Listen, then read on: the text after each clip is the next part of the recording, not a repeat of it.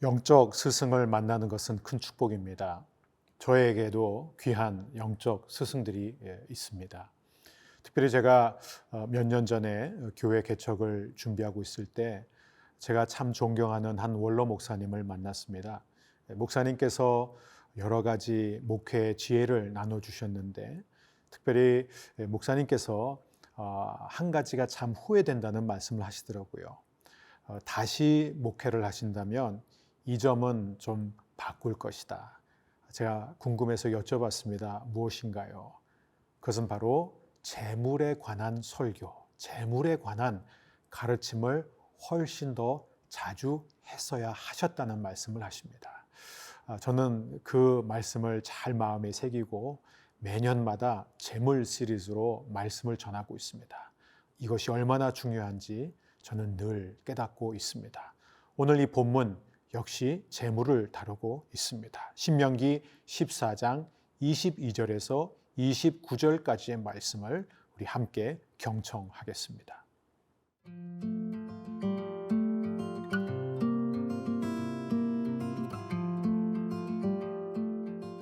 신명기 14장 22절에서 29절 말씀입니다.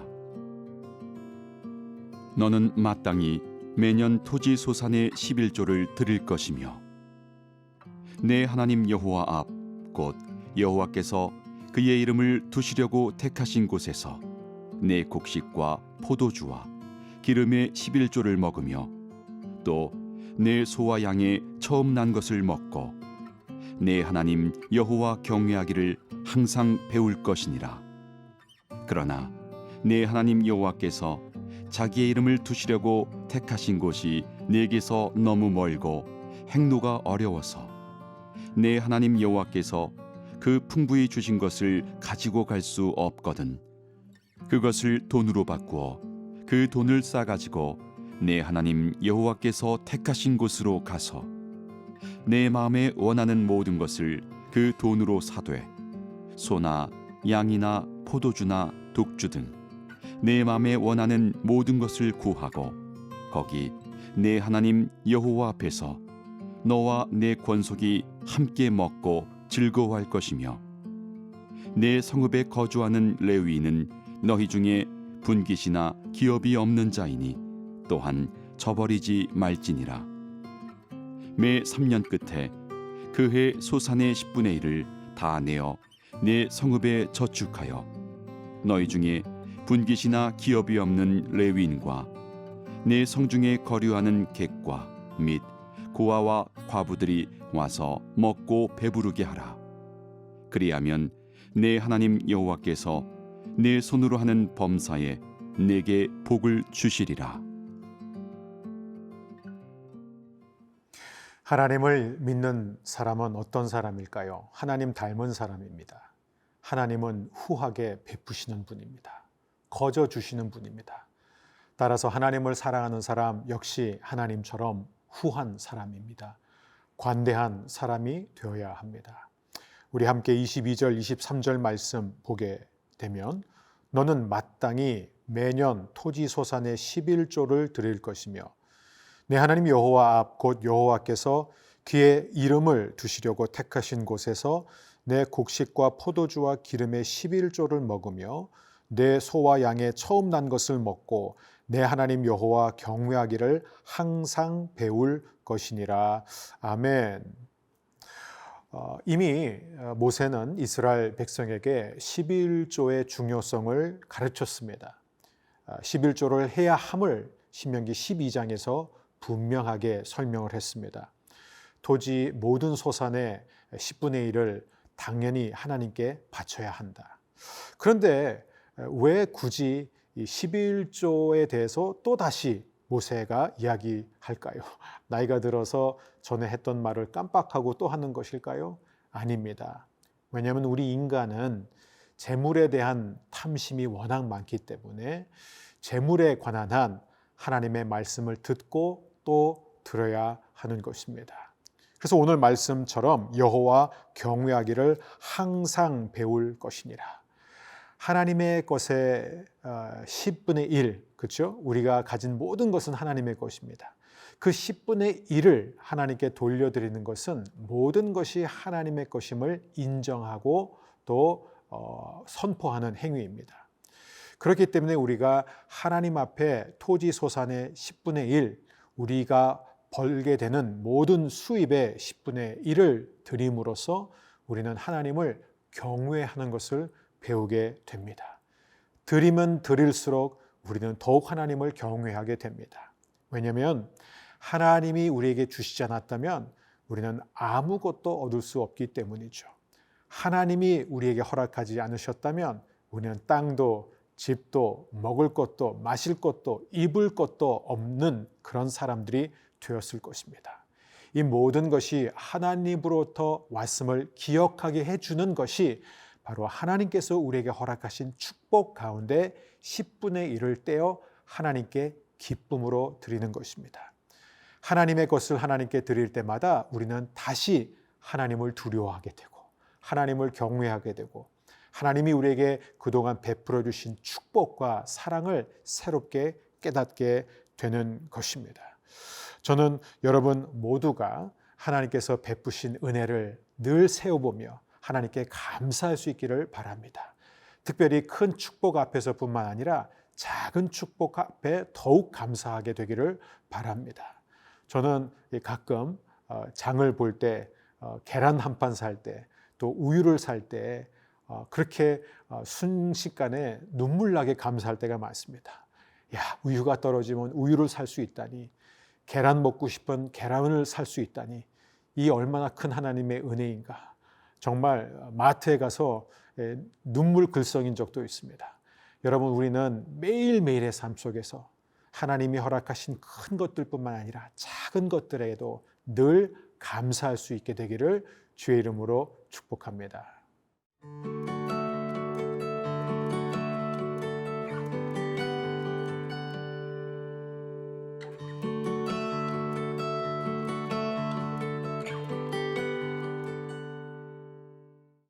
하나님은 왜 우리에게 그냥 드리라고 하지 않고 후하게 바치라고 하실까요?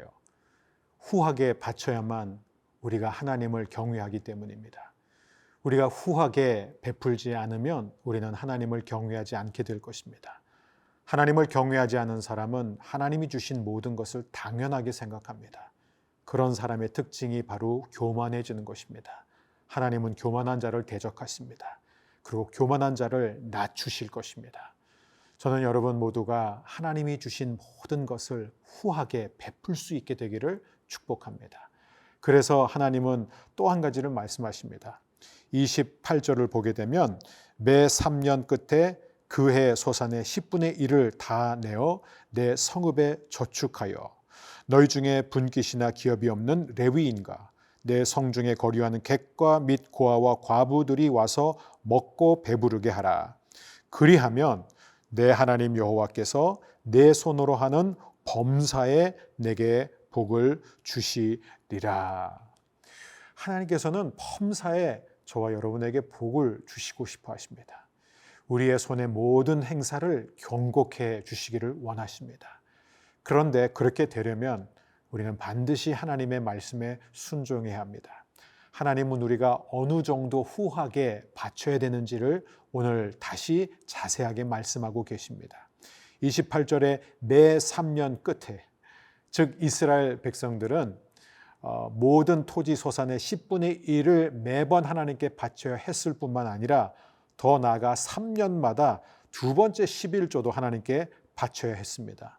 이 두 번째 11조는 어떤 의미에서 선교 구제 헌금이었습니다. 그들 가운데 있는 레위인들, 그리고 가난한 자들, 객들, 고아와 과부들을 위한 헌금이었습니다. 하나님은 약속하십니다. 만일 너희가 다른 사람들의 필요를 공급하는 데에 힘을 쓴다면 내가 너희에게 큰 복을 내려줄 것이다. 그게 바로 29절이 말하는 범사에 내게 복을 주시리라 하는 약속입니다. 전 여러분 범사에 하나님의 복을 누릴 수 있게 되기를 바랍니다.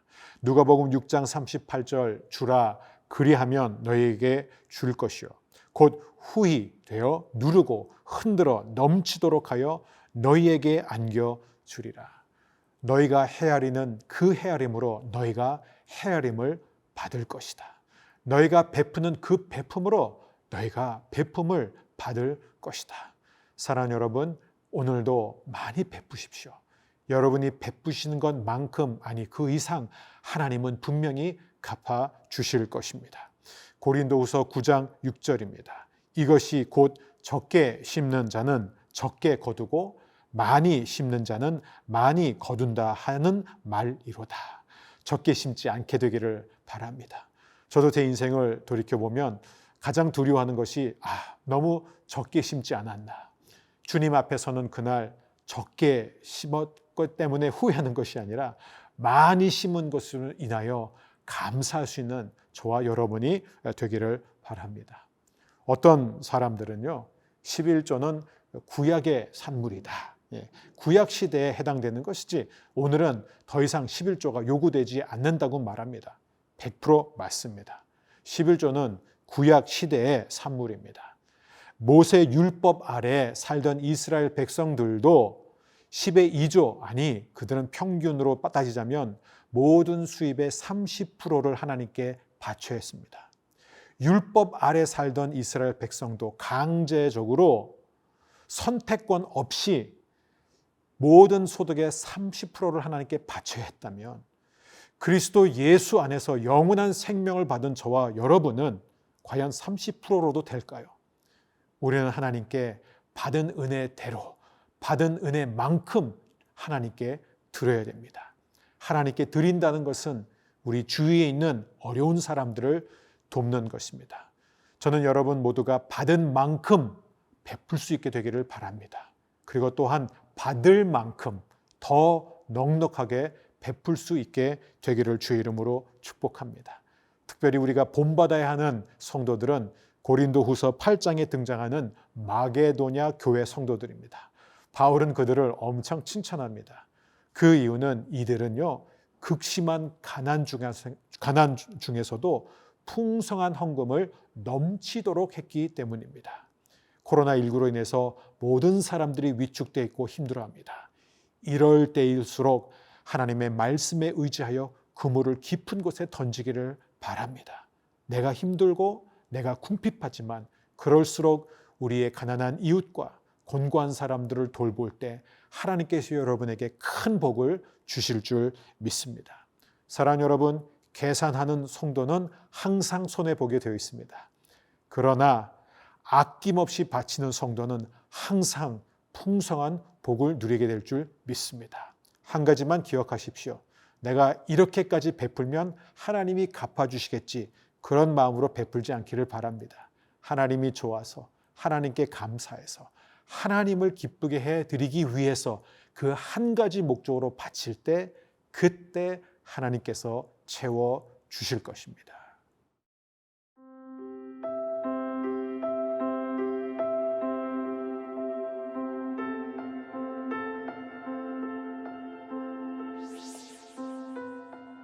우리에게 이렇게 후하게 주셨으니 저희도 후하게 베푸는 삶을 살기를 원합니다.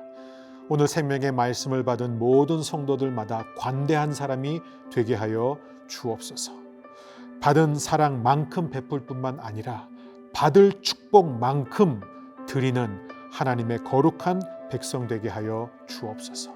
물질을 다스리는 승리자 되게 하여 주옵소서. 예수님의 이름으로 기도합니다. 아멘.